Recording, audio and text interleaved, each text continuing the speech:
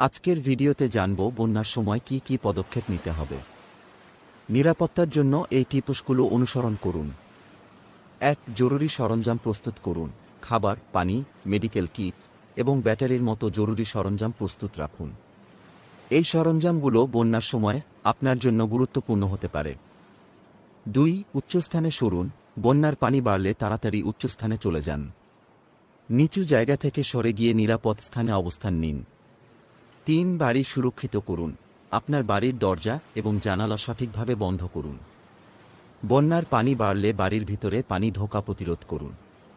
৪. Update থাকুন। আবহাওয়া বার্তা এবং স্থানীয় কর্তৃপক্ষের নির্দেশাবলী মনোযোগ দিয়ে শুনুন।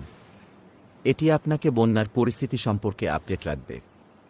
৫. কমিউনিটি সহায়তা। প্রতিবেশী এবং বন্ধুদের সাহায্য করুন। কমিউনিটি মিটিং এবং সাহায্যের জন্য যোগাযোগ রাখুন।